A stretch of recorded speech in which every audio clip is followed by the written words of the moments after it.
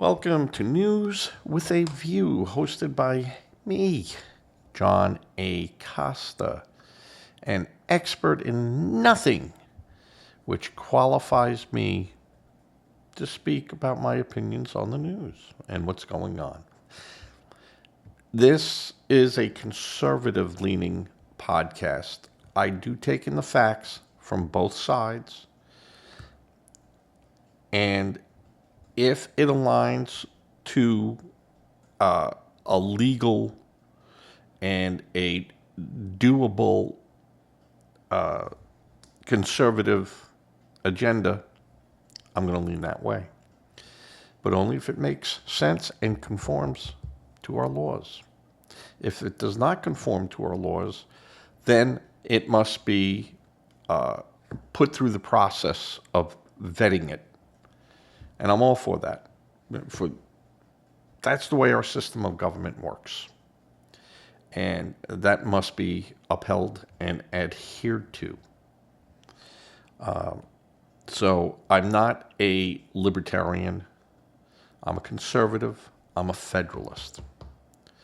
And I make no one should apologize for their political leanings in America. You don't have to apologize. No one has to say, well, that's fine. As long as it conforms to our Constitution and, of course, state rights and all that goes with it, no problem. No problem. You can have your expressions of what you would like to see in the government and for the people. It's what makes this country fantastic. But I am a conservative, a Republican, not MAGA. No. A good idea is a good idea no matter where it comes from. It just has to be able to have a process of being feasible in the playing field that we're on. Yes, I would wish everyone could be fed. I wish everyone could be housed. I wish there were no wars, and I wish that people could just live a good, happy, productive life. Yeah, I don't know how to make that all happen, but I do know how to make that happen right here in the USA. All right. And we can disagree with that. I want to thank my new subscribers. I have gotten some new subscribers. I thank you. Some people that have not subscribed, but they leave comments. Thank you. I appreciate that. And again, you don't have to agree with what I say, what I feel, what I think, what my opinion is. You don't have to agree with that. I just ask that if you're going to leave a comment, good or bad, put some teeth into it. Just don't say, baloney, or, they don't say baloney, believe me. But put some substance in it. Tell me where you disagree with me. And you could say, well, I disagree with everything you say. And come on. If you're going to have a leaning, expand on it. Explain yourself. That's all. That's all. So today is episode 69 in my yearly series so far. Today is May 13th. Happy birthday, Brother Donald. Today I'm going to talk about, again, it's Democrats. Let's face it, they're giving me a lot of things I could speak about, and what's wrong with the Democrats. And I'll be talking about President Trump's visit to China, which is very important. Very, very important. This, to me, is signaling something. Some things that are happening in the administration, that nothing big. People come and go. That's how I look at it. And then a little discussion again about Democrats. And this has to do with state election primaries in Nebraska. They pulled another fast one on their own people. All right. So, of course, the Democrats are still reeling from the Supreme Court opinion, and not opinion, it's their ruling on redistricting and how that mechanics has to work. No more using race as a means to create, expand, or even to delete district lines. And you have Jeffries and Democrats saying that the Supreme Court should be removed in the state of Virginia, the state Supreme Court, so they could just push through their vote that they had on redistricting, which was approved by the voters. But what the problem in Virginia was is they did not keep to what the Constitution says you must do to change the redistricting lines. And, they want, there's Democrats screaming that we should go to the Supreme Court, the federal Supreme Court, and argue this case in front of the Supreme Court. And the Supreme Court won't even hear this case because another valid court has said you have failed to meet your obligation in how to do this. It's a no-brainer. They're not going to take away, and the state is, the federal government's definitely not going to say, yeah, you could abuse your state constitution,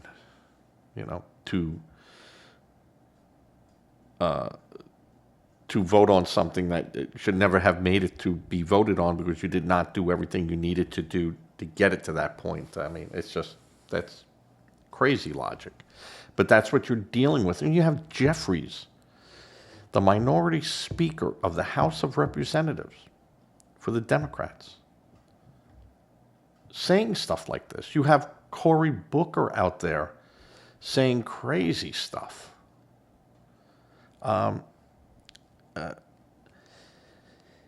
It just doesn't make sense.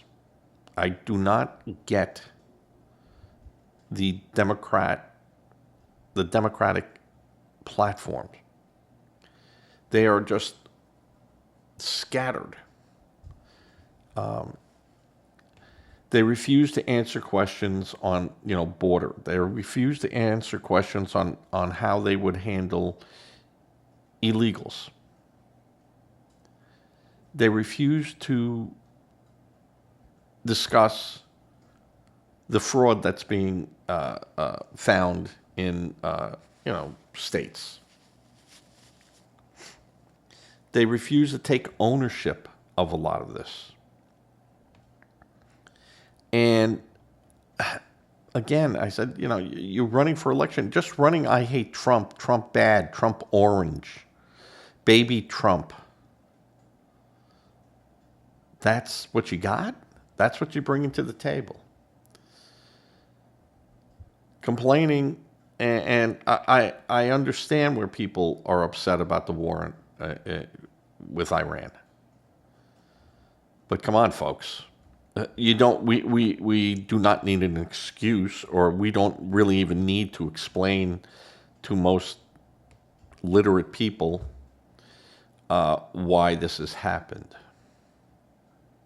I mean, who wants to see a nuclear-capable Iran?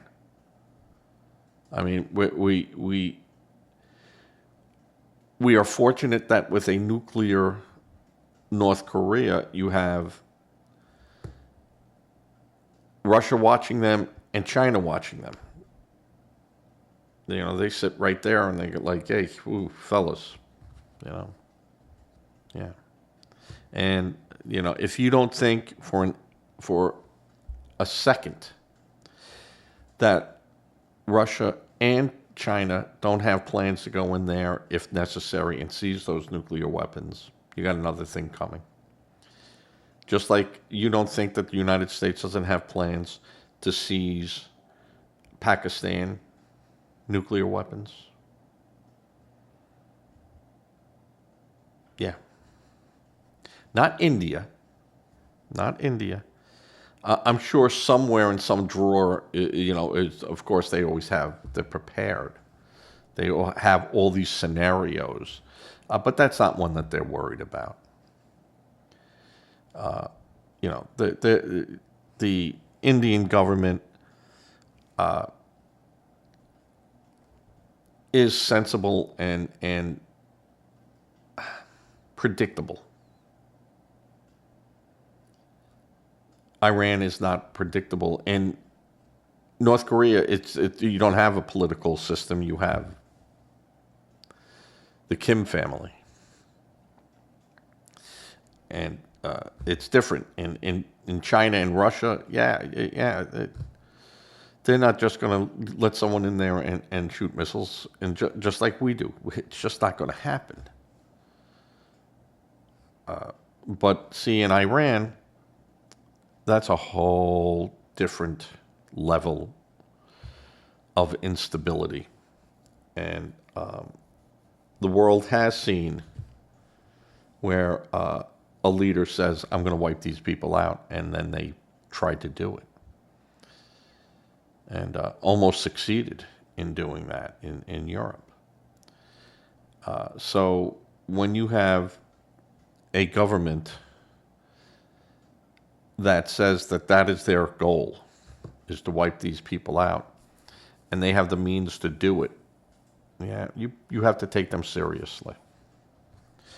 So, but the Democrats, they go, oh, how could this be? Oh my goodness, oh my.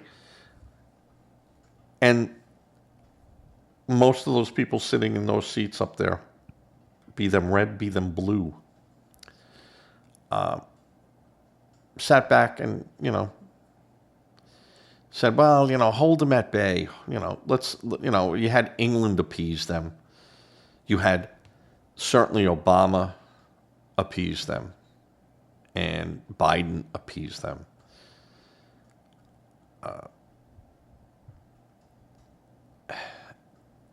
Now you're dealing with Trump, who says, I'm not on my watch or in my administration or any Republican administration coming up will we allow or tolerate Iran to be a nuclear state. Yet the Democrats are fighting him tooth and nail on that. Why? Why? And it's silly because honestly, if President Trump is successful in stopping Iran, or defanging them at least, wouldn't that be great for the next Democratic president walking into office, not having to deal with that? That's not something on his plate. Wouldn't that be wonderful? Yet they scream and yell and think this is the worst thing that could have ever happened. I don't get it. All right, this has been 13 minutes of me with the Democrats and redistricting. In the redistricting, all the Republicans now running to redistrict their states if they can do it. Mississippi, who had been one of the players who said that they were going to redistrict. Governor Reed has now said, well, I didn't say we'd do this in 2026. So he goes, we could do it before, but, he goes, I'm leaning more towards 2028. And, yeah, I don't see that happening. I see Mississippi quickly redistricting, and not wait for 2027 to do it. But that's just me. That's just me. The other thing, Trump is in China. He's meeting with the president there. And yes, this is all about trade and tariffs, and I think they're going to come to a good handshake on this. And President Trump has already said, "I'm not worried about the U.S. economy right now with the Iranian war and everything." He goes, "We knew that prices were going to go up. We knew that this was going to be a price that we would have to look at and deal with." But I think there's a deeper message in here. Now, China and Russia have been aiding Iran and militarily by giving them logistical data on American and Israeli assets in the area. I think President Trump is, he rejected the Iranian peace offer because it did not deal with the nuclear issue. They want to be able to produce plutonium, and Trump is saying nope, nope, nope. Now, my personal belief is, is that there will be some type of deal with the atomic energy agencies looking in and making sure that, if they're going to make 100 pounds of plutonium, that 100 pounds of plutonium, the process is vetted. And that 100 pounds is the 100 pounds. It's not 101 pound and, 99 for you, 1 for me. No. There has to be a system in place. The problem with Iran is that for 47 years, you couldn't trust them. They lied about everything. So I could see President Trump going, no, I'm not taking the chance that you're lying. The risk is too great. This isn't having a couple patrol boats or, threatening. He goes, the nuclear weapons could be, the end of a lot of people. I think that he is over there saying to the president of China, okay, we don't know who's in charge there. You're sending them stuff, so we're going to assume that you know who's in charge. So we would greatly appreciate it if you can get those people to understand where we are with this, and that by this weekend, if we do not have an agreement that we can go, we can all live with this. And it's not something where just you can live with this and we can't. That's not going to happen. And, we would appreciate if you would make that very clear. And if by this weekend there is not an agreement in place that Trump can look at and go, this I can do, this war is going to go into a phase that people don't want to see. And, I hear the people, saying a lot of stuff about the Kurds and, in Iran and elsewhere, they're not stepping up to the plate. They kind of didn't do what we wanted them to do and stuff. Yeah, they have their own interests. These are not people that you're going to trust. The Iranian people, we're saying, rise up against your government, but how? How? You still have a Republican, not Republican Guard, I call them, the Iranian Revolutionary Guard, that is in charge. life and death. And the people are afraid. They're afraid. They're also are afraid that they go through all this stuff and the U.S. then goes, well, we can't do that. We can't get that involved, and we asked you to do that. Well, it's your country. And we have burned so many people, Biden, that these countries are very leery of our word. Now, we say that about Iran, and then we have to look at things that happened in our government. And again, our government has a revolution every 4 years. And the policies change. Where their policies don't change. 47 years, their policies have not changed. The communism policies have not changed. The government has changed, but their manifesto has not changed one word. Not one word. So you look at people and they go, well, you're only as good as your word and what you've done.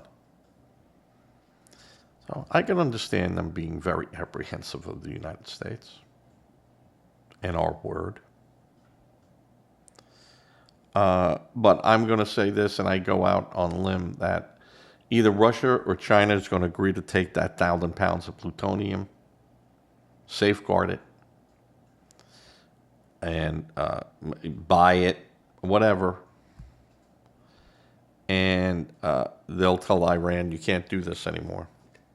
And, let's see how you play in the next 4 or 5 years. And then, there'll be a different administration in there, and there might be some wiggle room. And you say this, did you ever think we'd be friends with Germany and Japan and Vietnam? And, so adversaries can turn into friends. And, I've said this before, the United States can be your best friend ever. We could also be your worst enemy. And that's up to the people sitting in the White House. So we see that the president's trip is just more than trade. This is a signal. And Trump is 100% serious that if he doesn't get what he wants, Iran's going to pay the price. Even more so. And we hear that Iran, we have hundreds and hundreds of missiles and boats and so. Yeah. Yeah. So do we. And ours all work. We heard that Iran, they would be, crushing us, and and we knew it militarily. We knew it, It's a yiping dog. Dog that's, on a, and then you hit it a couple of times with a rolled up newspaper, and they start yiping, and to the point where they start yiping when you start rolling up the news. You haven't even hit them yet. And they're, that's what we're doing to Iran. Their neighbors don't like Iran. They knew that Iran was a malignant tumor attached to the Middle East and just spreading like a cancer. But we can't go against fellow brothers. So, who does it? All right. Under the other thing with the administration this week, the administration said they are not accepting any applications for new hospice or home health care agencies for the next 6 months as they're investigating fraud. This is because of California. And I suppose everywhere. I'm not going to say that it's, the fraud is just a blue state issue. It's all our issues. They're taking monies from conservatives. They're taking monies from liberals and progressives.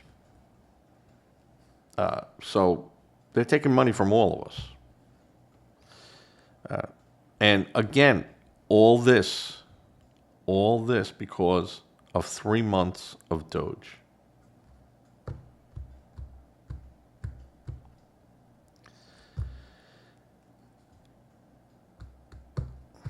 Where you're not going to find any fraud. You're not going to find anything wrong. You're not going to, and they just scratched the surface and already the cockroaches are running.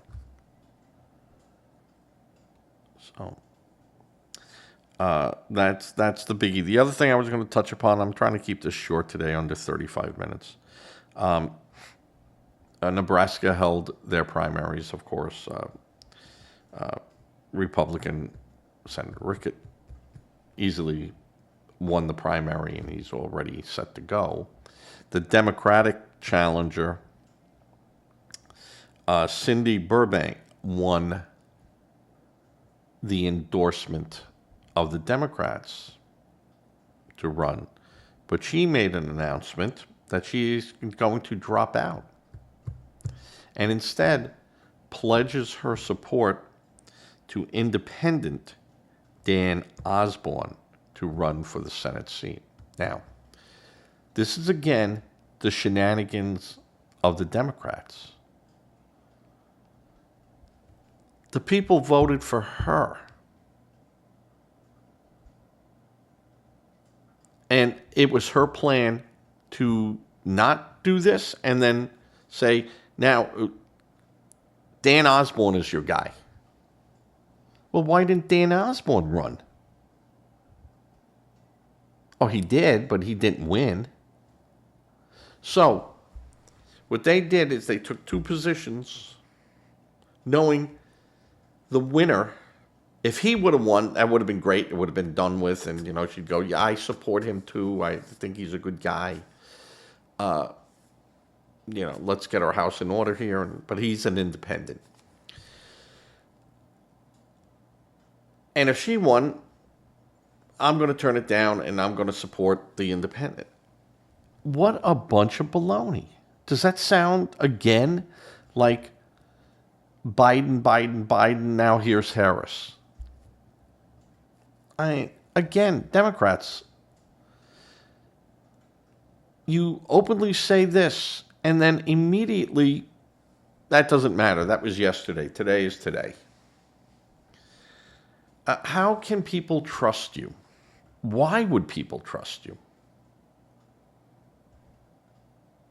Now, I'm not saying the Democrats of Nebraska or Minnesota are ignorant people. But I mean, Helen Keller could see she would be being used by these people. And this is just unthinkable. Unless, so far into her race, she found out she was sick, but you're in it, you got to finish it. I can't pull out because pull out, and then we might get some real over-the-top person that we don't want to see either as a Democrat. We don't want to see that. So they pick Dan Osborne to run, and in what I would call a ghost election. If I voted for Cindy Burbank, and then she goes, well, I know I won, but guess what, folks? I'm pulling out, and I'm going to support this guy. I'd be upset. I would actually be mad.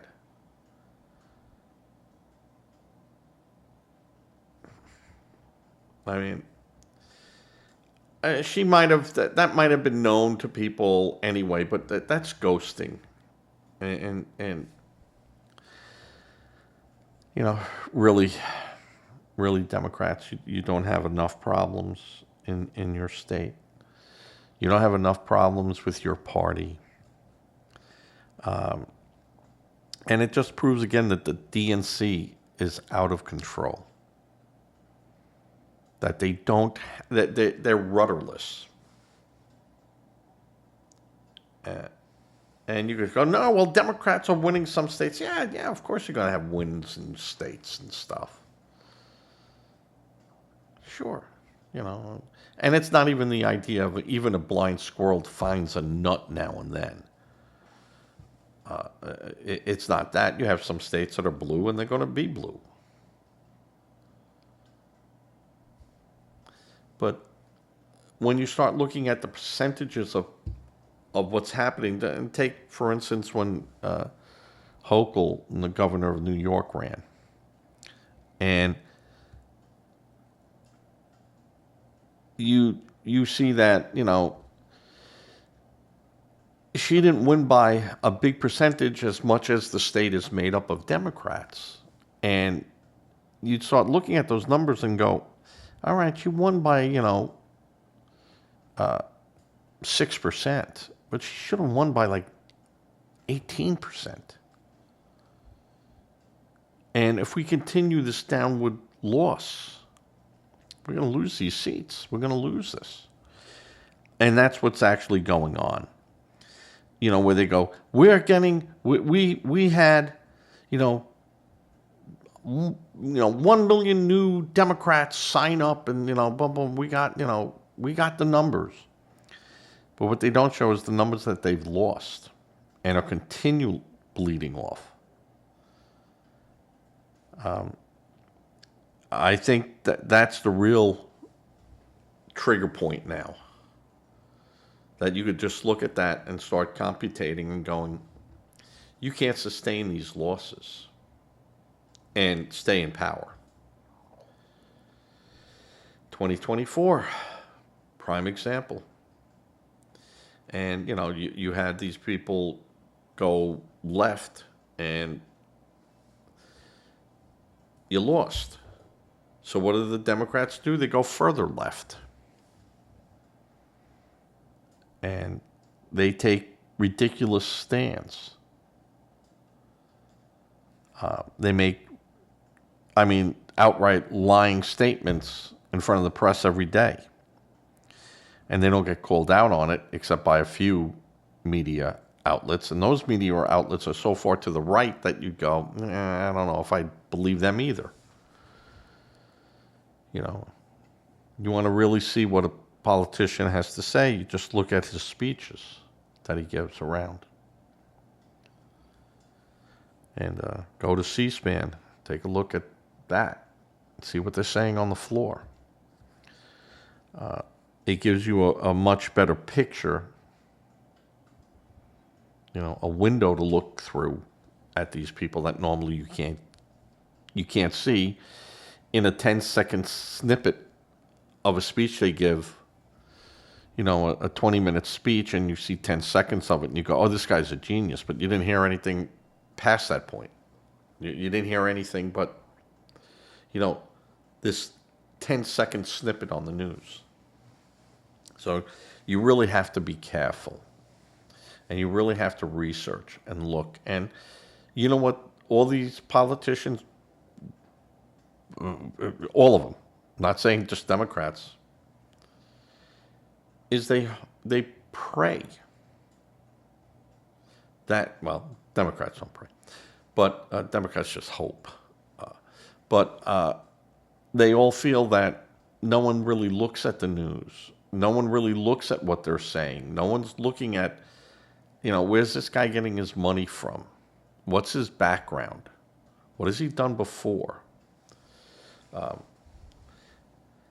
go and go, well, all right, personally, I might like the guy, and the guy is, a nice guy. He's kissing babies and not kicking dogs. All right, he's a nice guy. But you start looking at, where he has been, and you go, oh, I don't know if I could stomach this guy.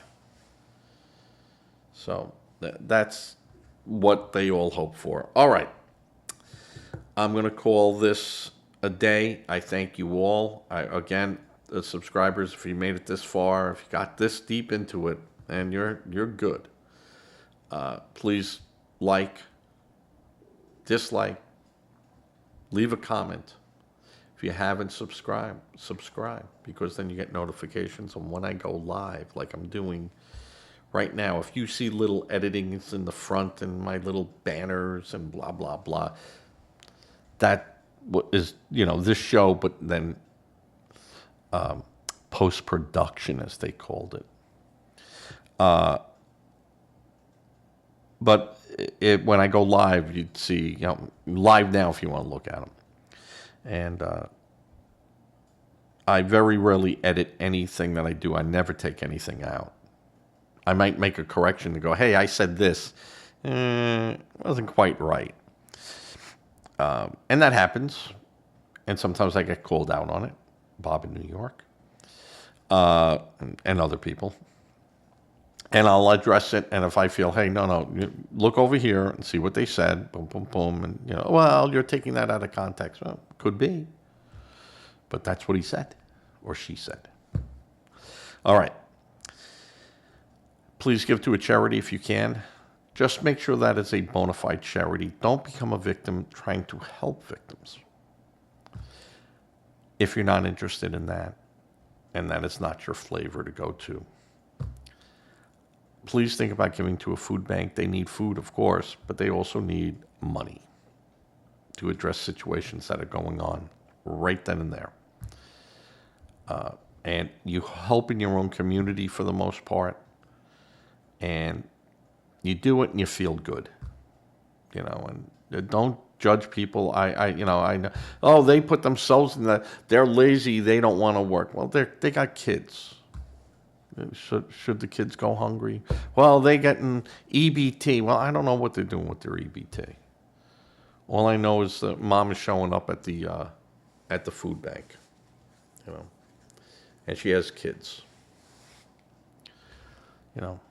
Sometimes you just got to put that aside. It's hard, but you got to do it. Say a prayer. I say this all the time. Prayer does work. And God listens. I want you to think about that just for a second. Not longer than a second. God listens. God knows. And that's it for today. I'm done. I hope everyone has a good one. I will be doing a show tomorrow for certain. I've been, again, this week has been a little bit hard for me. I have not been in the best shape I've been in. But I am doing better. And I'm still, my allergy, cold, whatever I got, in which the doctors go, oh, you got a cold. Take vitamins. Get a B12 shot. I got a B12 shot. All it did was hurt my arm. Nothing changed. So, I'll see you all tomorrow, and this should be going up in about an hour and a half onto my playlist. And I do have a May 9th show that I have not aired yet that I will. Going to try to do a little experiment with that too. All right, everyone. Be safe. Be well. As I fade to black. Bob in New York, give me a call.